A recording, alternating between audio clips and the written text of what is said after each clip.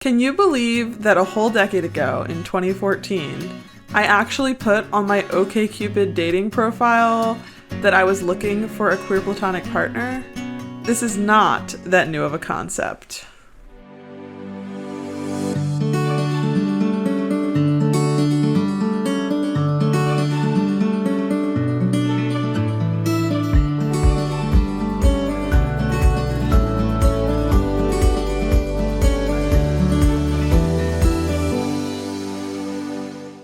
Happy Ace Week!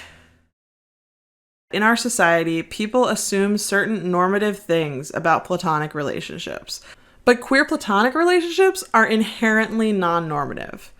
The dictionary defines platonic as a close but non-sexual relationship between two people.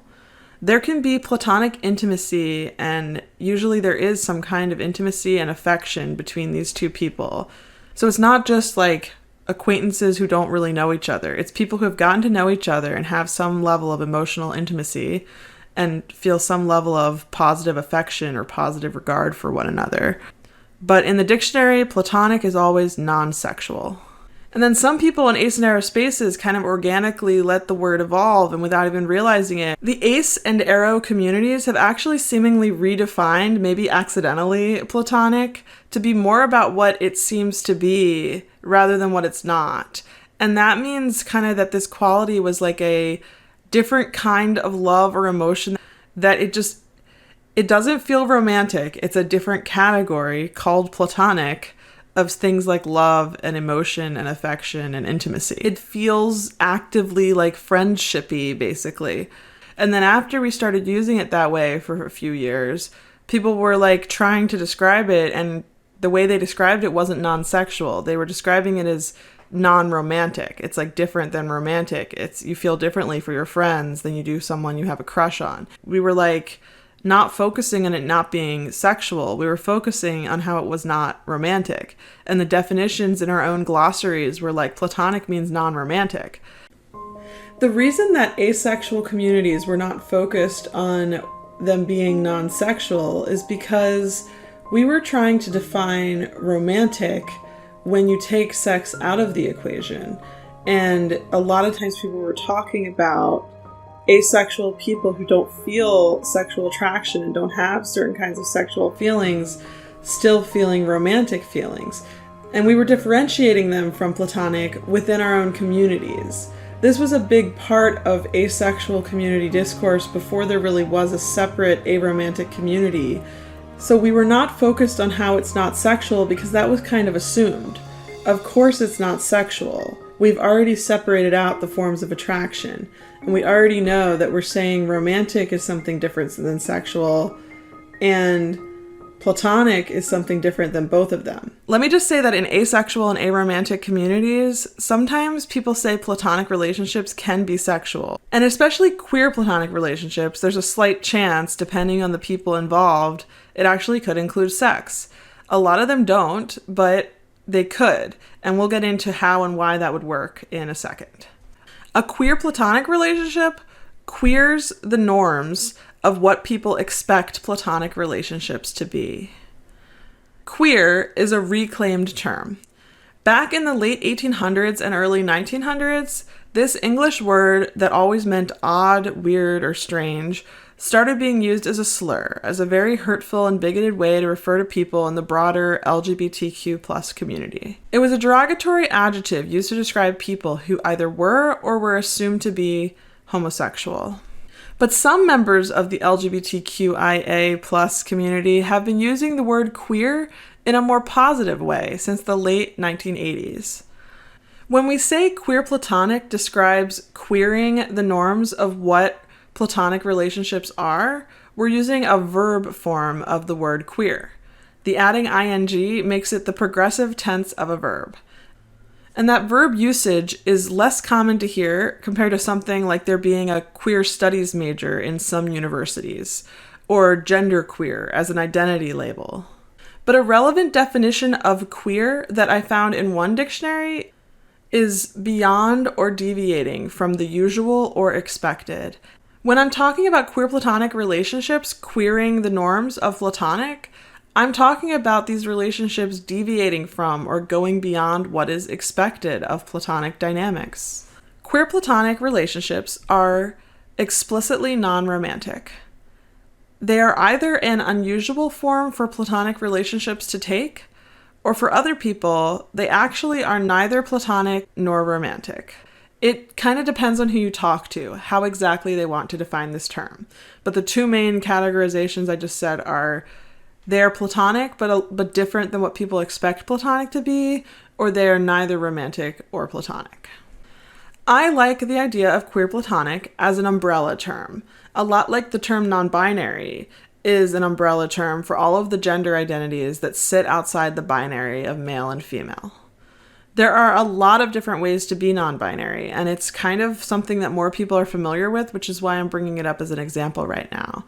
There's maybe infinite ways to be non-binary, but that's outside of the scope of this video. The point is that, similarly, there are a lot of different ways for a queer platonic relationship to look, possibly infinite ways. And that's because queer platonic relationships potentially cover everything that doesn't fit into a binary box of romance versus friendship. And that catches a lot of different types of dynamics. I mentioned earlier that sometimes sex is involved in queer platonic relationships, and the main reason for that is because friendship typically does not include sex, and it queers the norms of typical expected friendships to include sex. And that's just one of the infinite possibilities. I recently traveled a few hours to go down to a Richmond, Virginia film festival and got to see the first ever feature-length film featuring asexuality. And the way they describe the film on IMDb kind of mentions queer platonic relationships. And this queer platonic relationship did include some sex at one point in their story, to my surprise. But I think everything about this pair remains queer platonic if you ever end up seeing this film. It's called Dear Luke, Love Me, and I can link the trailer and maybe something else about it in the description below. I would recommend you shy away from framing queer platonic dynamics as more than friends, but less than romance, if you can avoid that terminology though. Many people in aromantic spaces prioritize their friendships and value them and do not like the minimization inherent in the phrasing of just friends, and they don't like the idea that romances are inherently more than friends. A queer platonic dynamic defies the boxes of what people expect from romance or friendship, but all three relationship types, queer platonic, platonic, and romantic, can all be just as meaningful and significant as the other types. Each one can be fulfilling and important, and they're different categorizations of relationships, not different strengths of them. Some friendships in my favorite TV shows are exceptionally close. If they're between two guys, it's fairly common to term them bromances, which plays on the idea of being bros and being similar to a romance. And I actually used to host a podcast on the intersections of asexuality and fandom with two friends, a podcast that only had 9 episodes get released. But episode 5 was all about bro TPs and QPRs, and if you're curious, you should check out the link below in the description. We really explore some of this stuff in depth for over an hour. But so sometimes you'll find friendships in films, books, and television series where some fans of this work of fiction are interpreting it as a same-sex romantic ship, which is either a pair they're rooting for getting together, usually both romantically and sexually, or a pair they like to imagine what if they were together in those ways. And you could ship without the sex. I mean, that's another option. But there are other fans, especially fans who are ace or aro ourselves, who are kind of more likely to interpret some of these really shippable, really close friendships in fiction as more like a canon queer platonic relationship. And canon just means like it's actually in the text. It's actually like they've made them so close. They've queered the norms of friendship so much that some people think they should be a couple or already are a couple or something. And other people are like, it doesn't have to be quote unquote a couple in the sense of like romance. It can be something else, something outside of these boxes.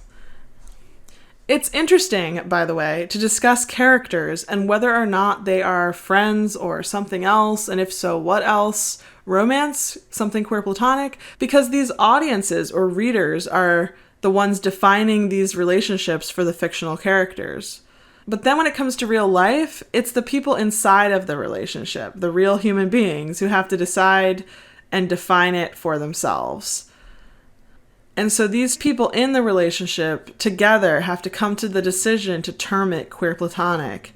And they have to ask, what does queer platonic mean to them in this case? And are they comfortable with this term? And do they resonate with this term? Do they love this term? Does it apply at all? It really is up to the people in the relationship. And in addition to how you label the relationship, there's also what will the relationship contain. If two people were really close friends and felt like it was in some way something different than a normative friendship now, and you decide to say, let's officially call it queer platonic, does that change things? What other elements and behaviors and actions are going to be a part of this relationship compared to maybe other friendships in your life? Will it include living together? Does it count as dating in your mind? Will you be monogamous? Conversely, maybe that part is irrelevant, like the way it's irrelevant for friendships in the sense that having multiple friends is the expected default, even if you're also monogamously dating a romantic partner. Like, where does a queer platonic dynamic fall for you within this system of relationships? Will the relationship include cuddling? Or maybe is one of the people in the relationship touch-averse? Will it include bed sharing? Will it include some form of verbalized commitment? Or is it just describing how extra intensely you both feel about each other right now? Are there intense feelings at all? Is it all about how the behaviors are queering the norms, but the feelings are still normative friendship? It's really depends on the dynamic in so many ways. Is there something appealing about a polyamorous queer platonic dynamic? And what would it mean to you if it was a poly dynamic? By the way, quite recently, this amazing video themed around queer platonic polyamory being super implied, almost canon, in the TV show Community was posted by Genevieve of Chill Polyamory. Even if you've never seen Community, she explains it all perfectly in that video essay, so you won't be lost at all. I'll link it at the end of this video. But yeah, so queer platonic dynamics can be polyamorous in a variety of ways. I've seen some people think the suffix amorous is a romantic implication, so some people have proposed the alternative term of polyaffectionate. But of course, like friendships have no monogamous default, as I said before, plenty of others think ethical non-monogamy doesn't make sense in the context of their queer platonic dynamic. I'm sure you're getting the sense of just how varied queer platonic relationships can be. And by the way, we talk about QPPs, queer platonic partners, sometimes. But the more common term is QPR, aka a queer platonic relationship, which is broader and can include both relationships that are partnerships and also other types of relationships that are not necessarily a partnership. Because to you, maybe partnership doesn't feel like it applies to your queer platonic dynamic. Or maybe you're not currently in one, but you still have a vision for what kind of queer platonic relationship you dream of having. And you're going to have to look at that vision and see if partnership applies to what you're imagining or not. If it is a partnership, it can be useful to ask yourself, like, what aspects of it make it feel like a partnership to you? If it's not a partnership, it can be nice to get your head around why it's not. By the way, queer platonic has its own flag, actually multiple proposed flags. As the LGBTQIA wiki explains, most of the proposed flags use the colors yellow and pink. Yellow probably is meant to symbolize platonic relationships, while pink is possibly used because it is a light form of red, and red is commonly used to represent romantic attraction. So pink in the flag evokes that kind of like romance but not exactly romance vibe. I've painted my nails and decorated my background here with the queer platonic flag colors. Some of the silver ones look a lot like they're black, but they're supposed to be the gray in the queer platonic flag. So humor me for one more minute of explaining generally about queer platonic relationships. Often they started as friendships, But then often it's like at least one element, often more than one element, but it's something that society typically expects to be reserved for romantic relationships, and it got added to this friendship. It's not like all the things people expect of romance get added, just like one, two, like a small number of things. And it might be something like the intensity of the feelings. Not that the category of the feelings changed, just the intensity. Or maybe it was the commitment and the partnership or something else altogether. So the more elements that the friendship starts to include that are typically expected from romance, the more likely the participants in this friendship might feel like specifying that this isn't a typical friendship. And then it's kind of awkward to talk about, but the last thing I'll say is that I do think personally that it's potentially possible to classify family members as queer platonic as well, although I don't know how common this is in practice. But when adult siblings, for instance, or maybe cousins become like life partners in many practical ways, maybe living together and or also things like running a business together, playing in a rock band together, maybe raising children together, I think it definitely overlaps in concept and theory with what we're discussing. And like, I think it can be a useful framing to explain how it's like, it's a different bond. I know I personally have been interested in finding a queer platonic partner for about a decade now. I have found a handful of contenders for the role over the course of the past decade, but it didn't work out each time. I'm 34 years old now, and I was 24 when I realized I wasn't aromantic. It was 2014 when I realized I might be on the aromantic spectrum. I identified as WTF romantic back then. And I felt uncomfortable with the thought of applying any romantic labels to these relationships I ultimately did enter into once I understood my own asexuality and my own complex relationship to other normative dating things. The first person I dated after figuring out I was a kissing-averse and sex-averse asexual woman was a guy who was also ace and uninterested in those activities of kissing and sex. I'd think about how we don't engage in these normative romantic behaviors, despite how key they are to most people's romantic relationships. And on top of all that, the feelings didn't really quite feel romantic on my end. And then I just started to strongly dislike the thought that some people would be thinking of us as boyfriend and girlfriend, especially if they were assuming we were both typically heterosexual. Like, I knew I wasn't anyone's girlfriend. And I continued to feel this way with the next 2 or 3 ace individuals that I dated after he and I broke up. Even though the next aces weren't guys and no one would assume we were straight, they still would assume allosexuality, and I still didn't like it. It felt more authentic to acknowledge how we're different, and it mattered to me to be seen as who I really am and how I really live my life. I only feel like people really know me if they know the way that I partner is not normative. So I like this word queer platonic, the word embraced by many in our communities, this one that is all about it being non-normative. That relationship with the guy I just mentioned was a relationship we had termed queer platonic, and I was in this queer platonic relationship on and off for about 1.5 years.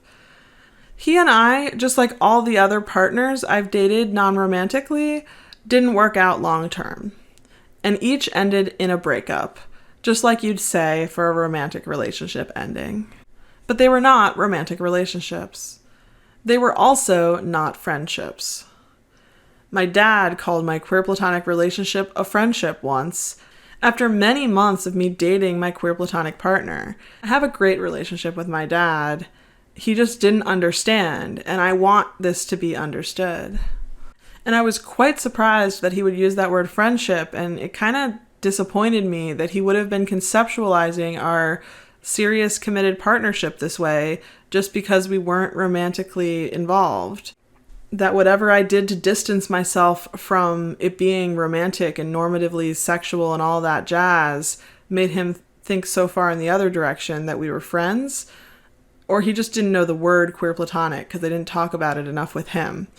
But that was the closest word he knew to use. I figured out my asexuality about 11 years ago, and all the relationships after figuring it out, all the times I've dated someone, in my case, they were all partnerships, and they all queered the norms for both romance and friendship. I'd originally put on my dating profiles a desire for a queer platonic or queer platonic-like relationship, and each time I dated, I did pretty much find exactly what I was looking for. It was hard to find someone, but each time I did find someone, we had something that to me felt pretty close to the queer platonic vision I was yearning for. I will add that one sticking point that makes romantic relationships a lot harder for me to imagine ever being the right kind of relationship for me is that having sex is an absolute deal breaker for me. And actually, even kissing is. I mentioned earlier that I'm kissing averse and sex averse. While romances between two aces can exist without the sex and kissing, a normative romantic relationship still typically includes sex and kissing. And then, let's not forget the added, quite significant piece of this, which is the expectation for clear-cut romantic feelings from both partners.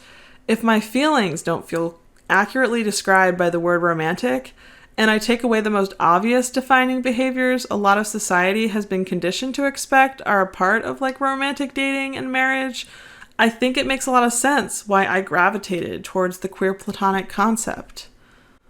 I have loved the idea of queer platonic relationships since I first heard about them a decade ago, and I still dream of a future with a queer platonic partner. I feel so warm and fuzzy at the thought of me being able to build that future with the right person, but also at the thought of it working out for more and more aces in general, and arrows too. I want this bright future for all of us, where we each get to live out our ideal version of adulthood, our ideal life journey, with exactly the kind of companionship we want for those of us who want that. I'm currently single again, and have been for well over a year. My personal dream for a queer platonic dynamic includes me and my hypothetical partner raising children together one day, probably sharing finances, especially because of the children, but also maybe for other reasons, just because it's a nice aspect of supporting each other in a partnership. And I actually would enjoy getting married to a queer platonic partner for multiple reasons, including I love the idea of having a wedding. There are a few other things to the dream too, like living together and enjoying some quality time type activities together. But for me, none of the things I just listed feel like they have to be in the context of romance.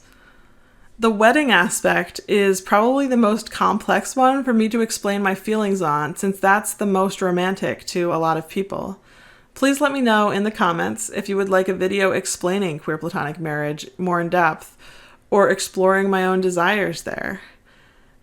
Side note, I actually also dream of writing a novel one day with this kind of queer platonic representation, complete with exploring a wedding being something compatible with the concept.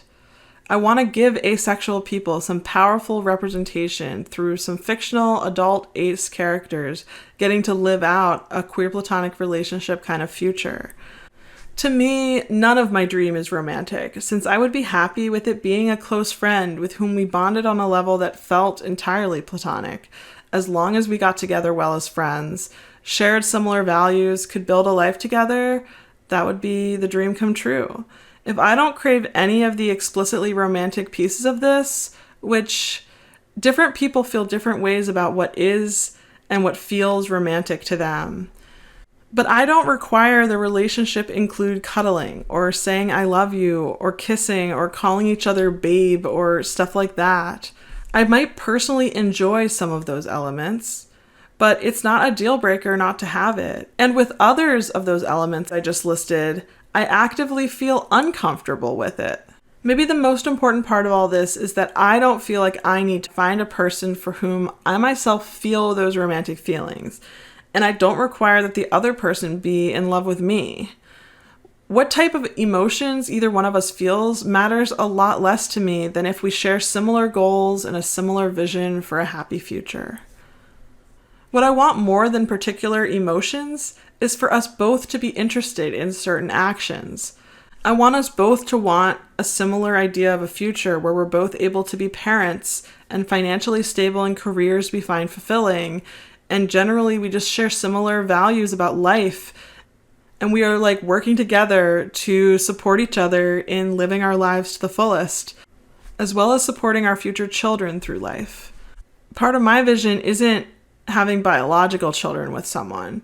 It's becoming a foster parent and maybe adopting, but definitely fostering.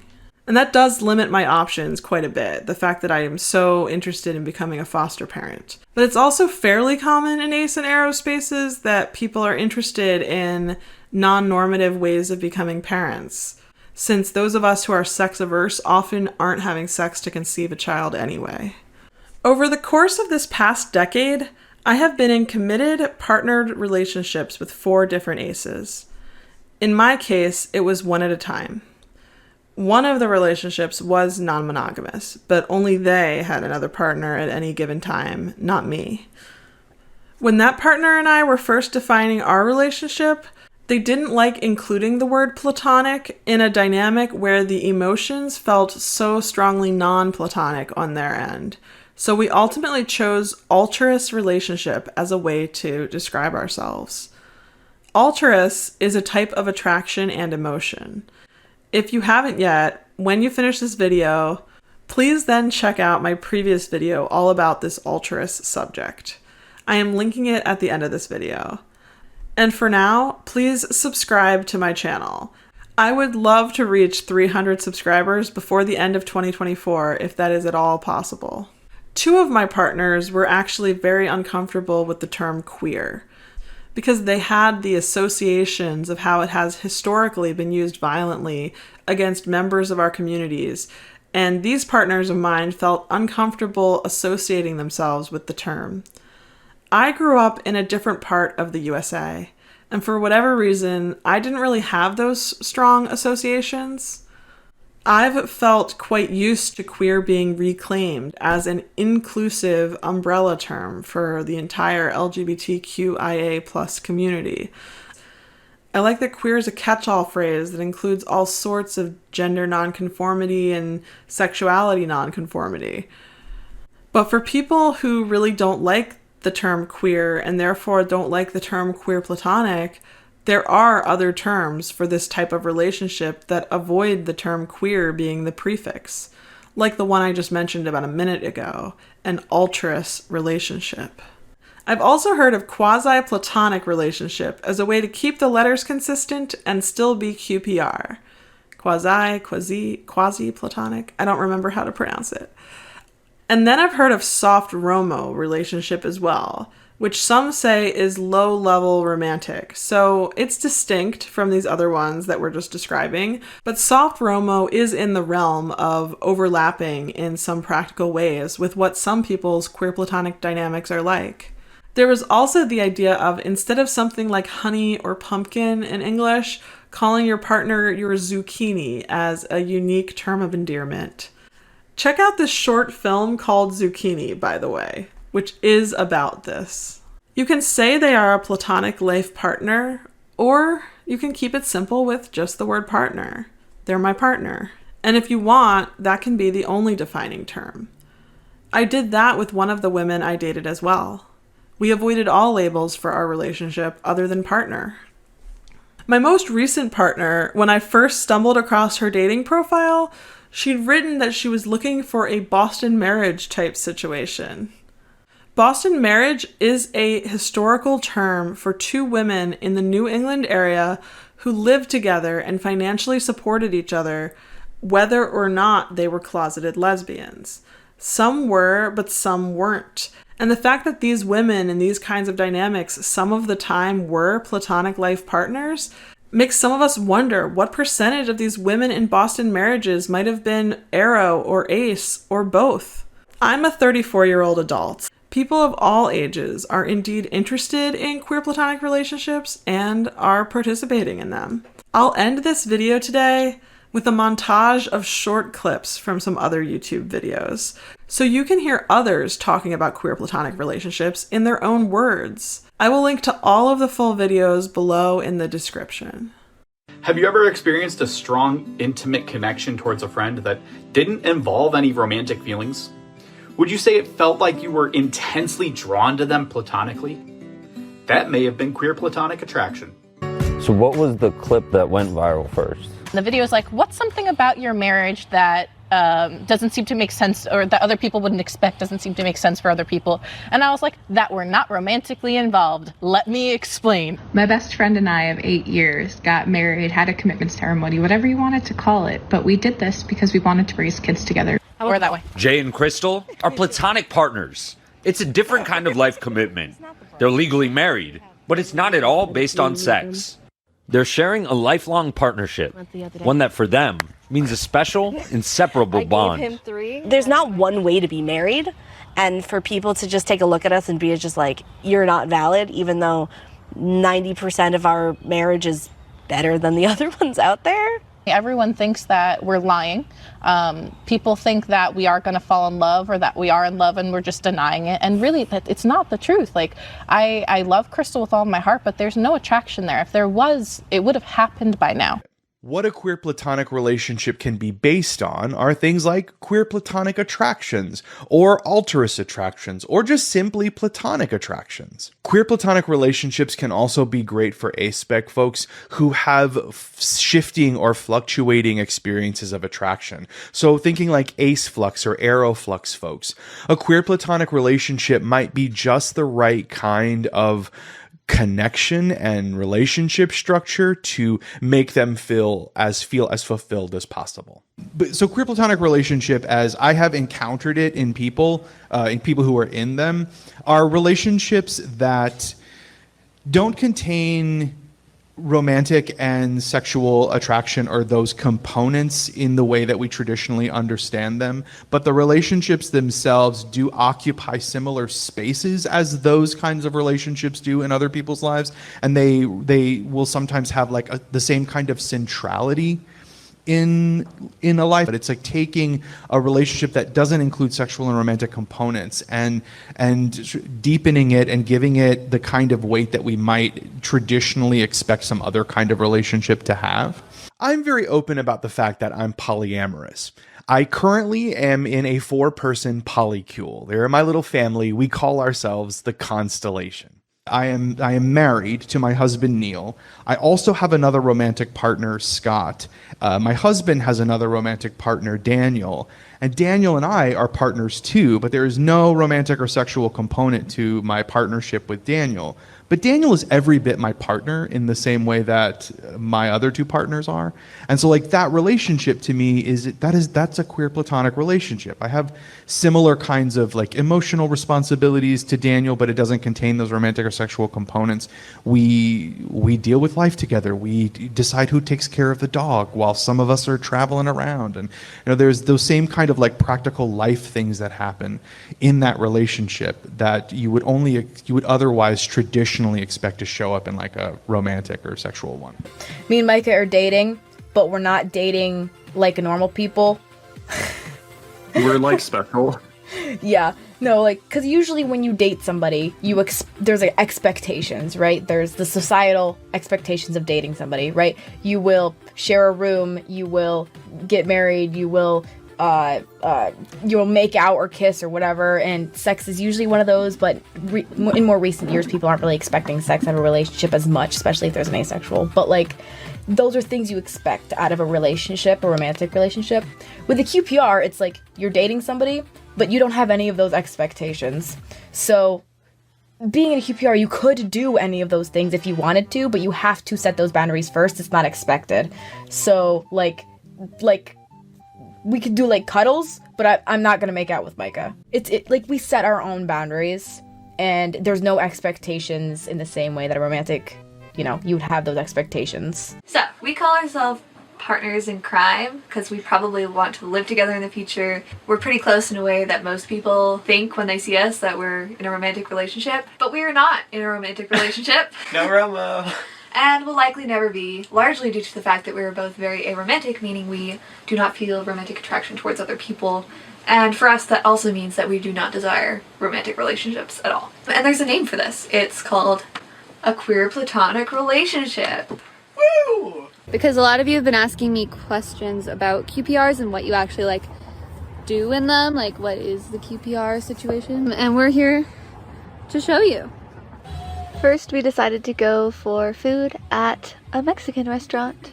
Now we're gonna go to the beach. Yummy.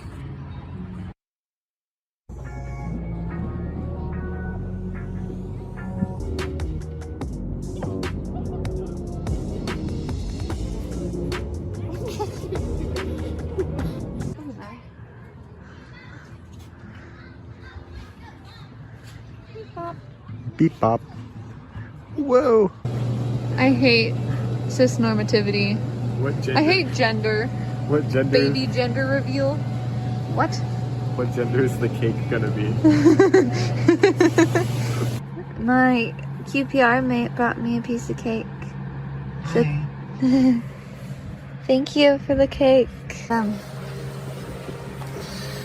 And we're gonna snuggle for deep pressure input. And we're gonna watch the movie that I watch every single night. Nighty night. Thanks for coming on a QPR date with us. Have fun on your own QPR dates. Have fun with your own QPRs. Woo! And this can certainly raise eyebrows for people who aren't really familiar with QPRs. Like, what do you mean you're not like romantic and sexually involved? You bought a house together, you got married, you had kids. Isn't that a romance and a sex thing? Well, actually, there's some very interesting thoughts about just that thing. In her book, Minimizing Marriage, contemporary philosopher Elizabeth Brake talks about those norms, a concept that is adverse to queer Platonic thought, naming it amatonormativity. Relationships can be considered queer Platonic when they break norms similar to those. As other than those social expectations, there's no real reason why all those things have to be the exclusive domain of romantic and sexual interest. For me, in romantic relationships, I mean, I really like romantic relationships because I am homo-romantic and I have romantic feelings, but it's definitely a lot different dynamic. And anyone can have a QPP, like I'm not aromantic, but I still feel queer platonic feelings. And now that I know what it is, I look back on like my past friendships and even crushes and stuff, and I realize that, oh, my feelings were more queer platonic than they were romantic. It's a very, very good and wholesome type of relationship. And I don't know, I think queer platonic relationships are like really important and like valuable relationships to have. This is another one of my favorite topics and one of those things that I've just been down a rabbit hole about for like the last year and a bit. Queer platonic partnerships are committed relationships between partners where there's no romantic or sexual attraction, yet the bond between them is still just as strong as if there was. Queer platonic relationships and feelings are common in the aro-ace community, and they're a creative way for aspec people to build deep and meaningful relationships without the expectation of romantic and or sexual encounters. They're a type of relationship anarchy in the sense that they break norms about what real love looks like, and they may or may not involve traditional commitments like marriage, cohabitation, and children. Some queer platonic partners may have sex from time to time or do things like kiss and cuddle and hold hands, but those things are certainly not expected or even the norm in the same way as they are in romantic relationships. Are you happy with the decision you made? Yeah, immensely happy, yeah. Because it doesn't matter what we are. The question is, are we happy? Yeah. So it's valid. Yeah. That's it.